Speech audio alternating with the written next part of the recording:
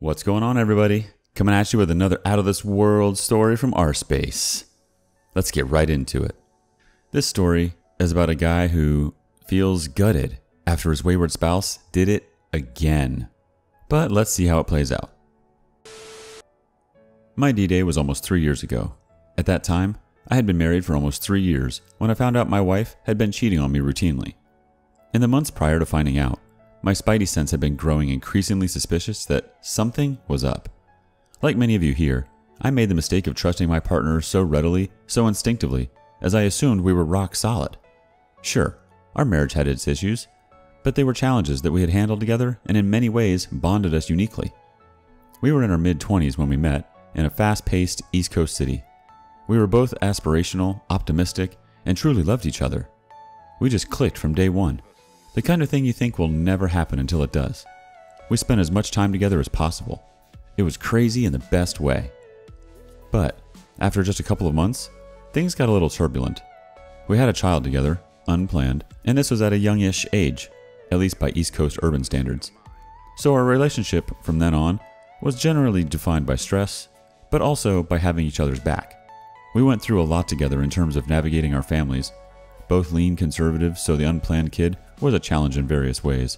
For example, we had some real trauma bonding, the feeling that, at the end of the day, we come back to each other. While our trauma bonding was strong, our normal relationship bonding wasn't the best. How could we have the time? Both starting our careers while juggling child having, rearing, it was nearly impossible. I started a master's program, in retrospect, probably in a fit of anxiety about the other stuff going on in my life.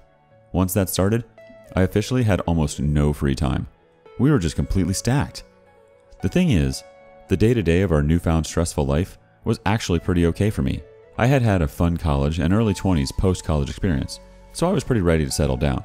I didn't need any more happy hours than I had to go to for professional purposes. I was pretty stoked on the dad lifestyle, truth be told. But my spouse was in the opposite camp. Her entire life had been heavily regimented due to controlling parents. Minimal social life, even through her mid-20s, constantly under their thumb. So once we were married, and I realized the dynamic at play, I made it a point to ensure that she could go out on a Saturday night with her girlfriends, or whatever. Her friends, I'd met and generally liked. So I'd stay in and take care of the baby, maybe write a paper or something. Sometimes, I'd even have to cover for her with her parents, who, of course, lived around the corner. Who might ask me why she wasn't answering her phone? I'd say she was already sleeping.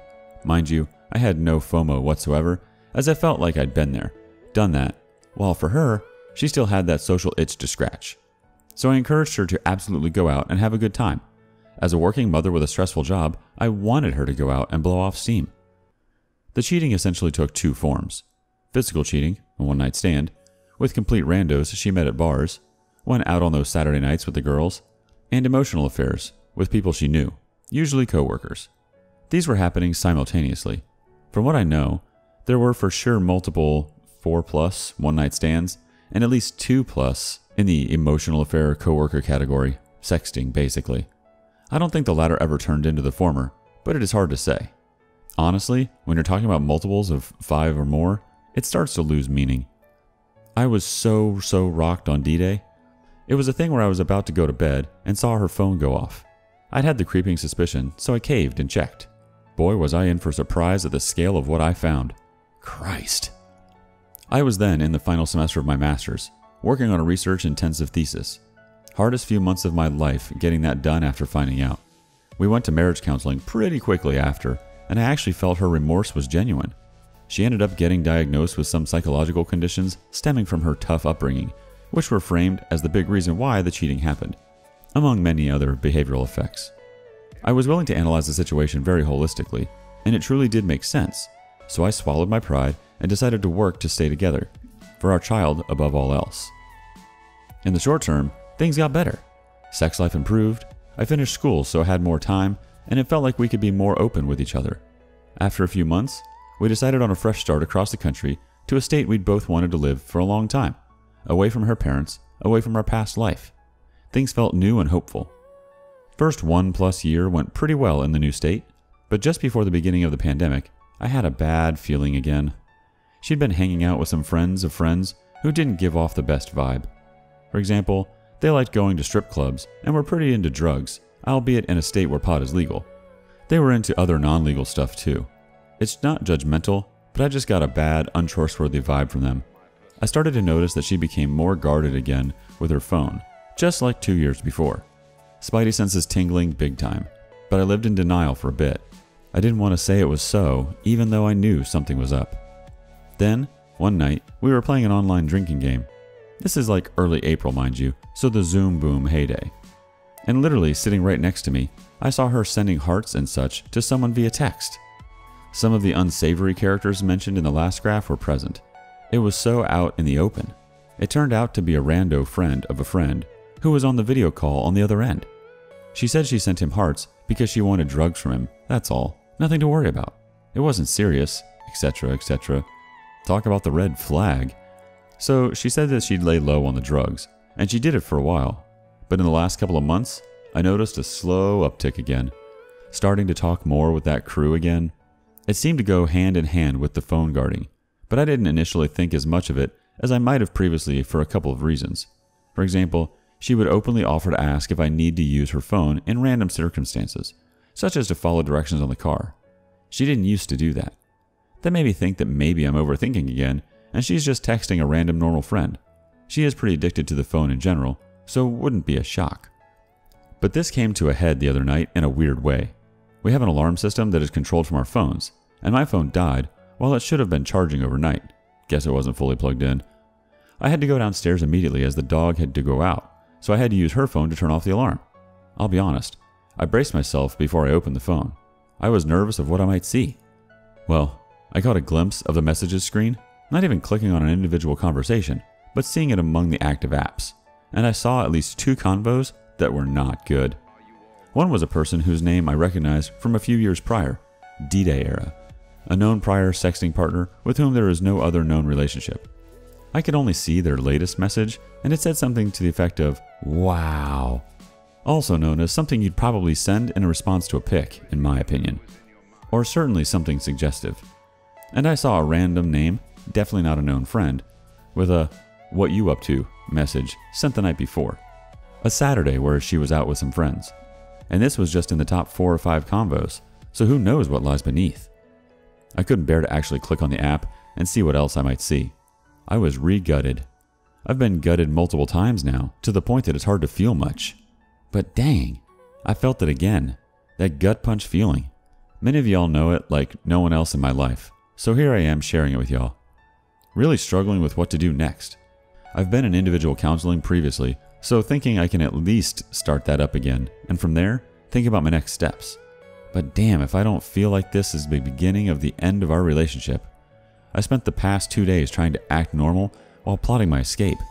Something I'd never done before. But I think it has to happen. I have to preserve myself. I apologize for the dire outlook, as I do believe rehabilitation and rebuilding are totally possible in the right context. People do make mistakes, or make decisions that aren't totally rational. I even experienced a brief rehabilitation and even more improvement in my own relationship in the short term. So if you're someone working toward change post D-Day, I want you to maintain that positive change and happiness is possible. I have no doubt about that. But at the same time, you have to trust your gut.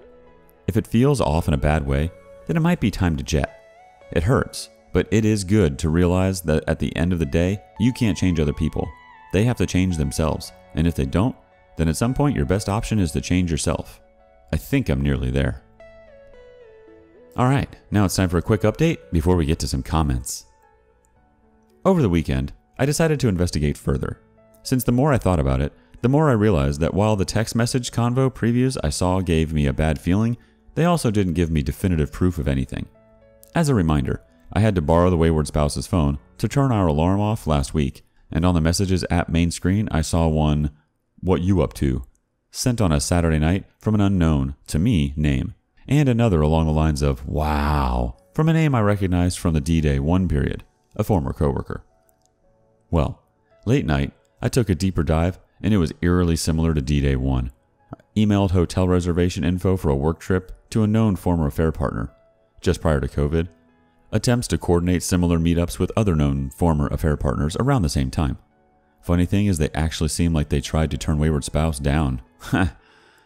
Straight up pornographic snaps sent as recently as December 2020. A deleted snap conversation with a different known former affair partner, another former coworker, where all I could see was wayward spouse had sent hi a few days ago. The "what you up to" text convo was deleted. Snap seemed like it's regularly deleted, as there were only 2 active convo threads, both with the conversations erased except for one-word greetings. But I saw numerous X-rated snaps under saved snaps or whatever. Can't tell who they were sent to, but it sure as hell wasn't me. I feel bad bringing you all bad news, and I assure you this wasn't pain shopping, but I had to be 100% certain before making more definitive moves to break away. This locked it for me. There is no ambiguity around what I found. I can't keep rationalizing this, trying to ignore it, or thinking of how I or we can solve the problem. I tried.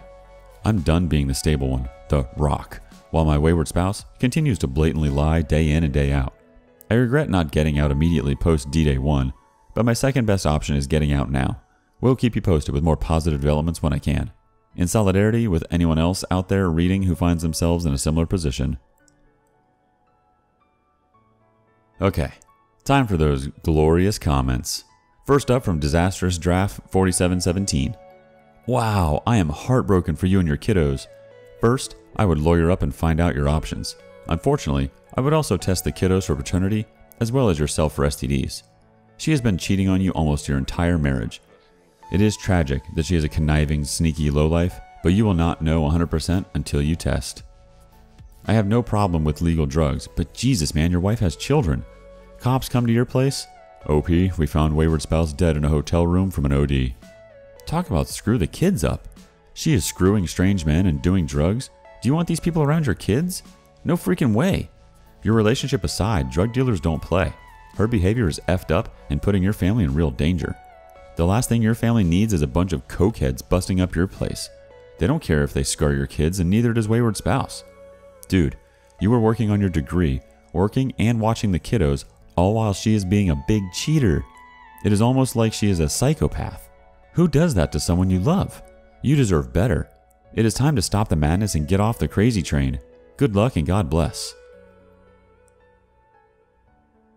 Our next comment comes from I'm Sean. Sounds like she has a few addictions rolling here. People who choose this sort of lifestyle seldom make good decisions and don't do well over the long run. Make sure to check your finances and start separating them. Get a lawyer and get tested for STDs and get ready to file. Make sure the lawyer knows that she is using hard drugs. Depending on your state, that may come into play in terms of custody or supervised visits. Also, be prepared to share this information with her family so that they know exactly why you're divorcing, because she sure as hell isn't going to tell them the truth. One final thing. Get a voice-activated recorder and start carrying it with you. Don't be surprised if she tries to manufacture an incident of abuse. It happens, especially once she realizes she can charm, trick, or sex you out of divorce. Protect yourself, my brother. No one else will. Good luck. And we're going to round things out from the OP. Yep, I feel sad that a paternity test is the right move, but it very clearly is. I can't continue to deceive myself. If she'd cheat on me this way while we were married, then I'd be crazy to think she wasn't doing similar stuff while we were dating, when pregnancy occurred. On the illegal drugs, I think it was legitimately a short stint, but that's mostly due to miraculous timing.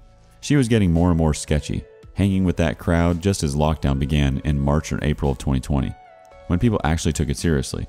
I think that snapped her out of that phase, but it's honestly hard to know. Now I wonder, when she's acting manic, if she's acting on Molly. Who knows? And I agree about the dangers. She seemed to think it wasn't a big deal because the drug hookup was a friend of a friend who that whole friend group seemed to like. Surprise, surprise, people who do drugs like the person with the drugs. Ugh, thanks. I appreciate it. That was what made D-Day 1 so hard. We were new parents, both working a lot, and me also doing a master's at night. I had my nose down, busting my butt, and had little free time.